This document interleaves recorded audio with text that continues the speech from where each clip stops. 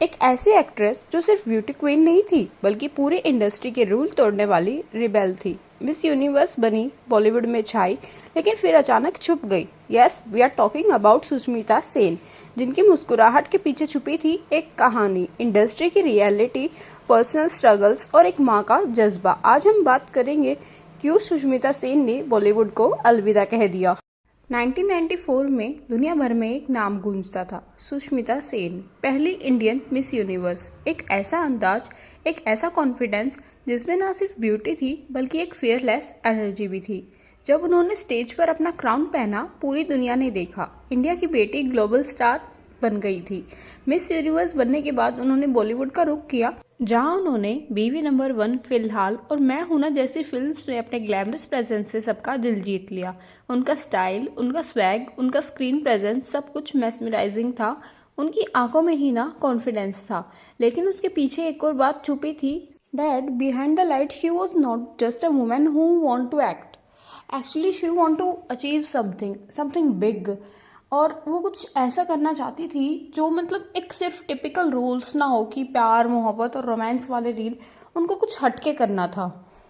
और फिर 2010 के बाद एक अजीब सी खामोशी छाई। सुष्मिता सेन स्क्रीन से गायब होने लगी। ना कोई बड़े प्रोजेक्ट, ना फिल्म, हेडलाइंस। लोगों ने कहा आउट ऑफ वर्क हो गई है, एटीट्यूड की वजह से इंडस्ट्री ने निकाल दिया, लीड रोल मिलना बंद हो गया होगा, पर असली कहानी कुछ और थी। सुष्मिता ने खुद कहा कि मैं थक गई थी वही 2001 एक्सप्रेशन से, मुझे कुछ और चाहिए था, मैं दोबारा से कुछ सीखना चाहती थी। सुष्मिता एक्टिंग को दोबारा से सीखना चाहती थी। वो नए कैरेक्टर्स, नए चैलेंजेस के लिए तैयार थी, पर बॉलीवुड में ग्रोथ का स्कोप नहीं था, सिर्फ टाइपकास्ट रोल ही उसको मिल रहे थे। The reason I left films to begin with was because I was tired of doing the same 201 expression to 2010. This was all I had to do, and one good song and one good. I was looking for more. As I was getting older, I just was not happy with just that. I wanted more. I wanted to be a student again. I wanted someone to take out the time to teach me and to tell me, you suck at this job. Let me teach you how it's really done. जब दूसरी actress romantic या glamorous role में खुद को prove करने की कोशिश कर रही थी, सुष्मिता ऐसे रोल ढूंढ रही थी जहां एक औरत के इमोशंस, स्ट्रेंथ और एक औरत इंडिविजुअल कैसे होती है वो दिखाया जाए। वो उन रोल्स को चूज करती थी जो वुमेन को सिर्फ ब्यूटीफुल नहीं, पावरफुल भी दिखाए। सुष्मिता अपनी एक्टिंग को एक रिस्पॉन्सिबिलिटी समझती थी। हर डायलॉग, हर सीन उनके लिए एक प्लेटफॉर्म था जिससे वो दुनिया को कुछ समझा सके, इंस्पायर कर सके। ग्लैमर उनके लिए ज़रूरी था, लेकिन उस वक्त ग्लैमर के पीछे एक सॉलिड सोल थी जो चाहती थी कि ऑडियंस सिर्फ देखे ही नहीं, उनको महसूस भी करे। जब दुनिया फेम और फॉर्च्यून के पीछे भाग रही थी, तब सुष्मिता ने अपनी दुनिया बसाई। उन्होंने अडॉप्ट की अपनी बेटी रैनी, सिर्फ 24 साल की उम्र में, बिना शादी के। और फिर आई अलीसा। एक सिंगल मदर होने के बावजूद उन्होंने सोसाइटी की हर बात को इग्नोर किया, सिर्फ एक स्ट्रॉन्ग माँ बनने के लिए। ये करके उन्होंने दिखा दिया कि एक पावर वुमेन सिर्फ स्क्रीन पे ही नहीं, रियल लाइफ में भी होती है। और वहीं बॉलीवुड में उनका डिसिप्लिन भी उनके खिलाफ चला गया। वो टाइम पे काम करती थी और टाइम से निकल जाती थी, सेट पे गॉसिप्स नहीं करती थी और किसी ग्रुप का हिस्सा नहीं बनती थी। उन्होंने कहा था कि मैं सिर्फ अपना काम करती थी और ईगो कैटर करने के लिए टाइम नहीं था मेरे पास। और कहीं ना कहीं इंडस्ट्री के ईगो सिस्टम को भी ना वो चुप गई थी और फिर वो थक भी गई थी। फिर आती है 2020 में सुष्मिता सेन की एक OTT प्लेटफॉर्म पे धमाकेदार मूवी आर्या, जिसमें उन्होंने एक माँ, एक बॉसी लेडी और एक फाइटर जैसा बनकर क्रिटिक्स को भी हिला दिया।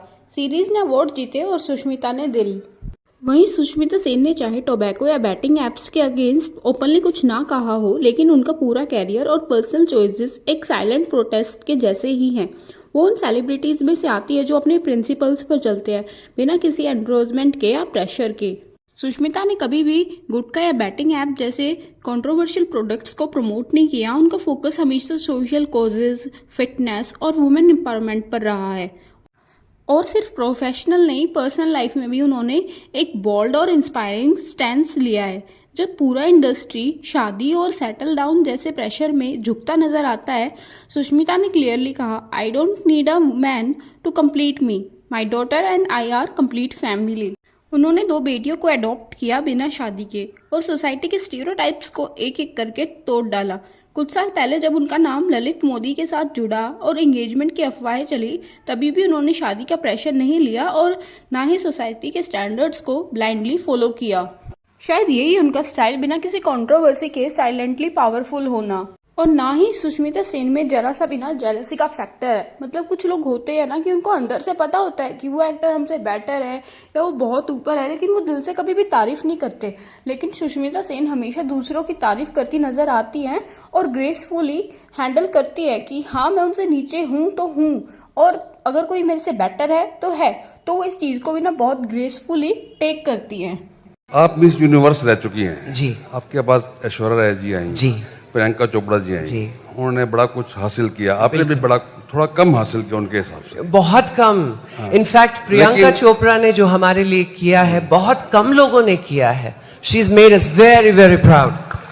बट जो आपको जो अचीवमेंट हुई है वो अपनी जगह है जी। तो उनके बारे में क्या कहना चाहते हैं आप? किन के क्या बारे में? आगे करना चाहती हैं? किन के बारे में? दो लड़कियां आई हैं आपके बाद मिस यूनिवर्स बन के, पहली आप बन चुकी हैं।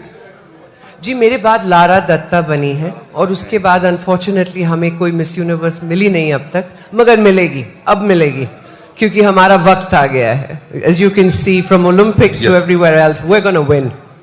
तो यहाँ से पता चलता है कि सुष्मिता हमेशा रियल टैलेंट को अप्रिशिएट करती नजर आती हैं। और इस वीडियो से हमको पता चला कि सुष्मिता ने बॉलीवुड को नहीं छोड़ा था, उन्होंने जस्ट अपनी respect and peace of mind को चूज किया था। जब बाकी के लोग स्पॉटलाइट के पीछे फाइट कर रहे थे, तब उन्होंने अपने लिए एक नई लाइट क्रिएट की। यही तो होती है असली फेमिनिस्ट, जो दुनिया की सुनने की बजाय अपनी सुनती है। अगर आप भी सुष्मिता जैसे स्ट्रॉन्ग बनना चाहते हो तो कमेंट में लिखो #RealFeminist। वीडियो पसंद आया हो तो वीडियो को लाइक कर देना और इसी तरह के spicy, juicy and hot gossips के लिए चैनल को सब्सक्राइब करना मत भूलना। मिलते हैं जल्द एक नई वीडियो में, तब तक के लिए bye bye and take care everyone.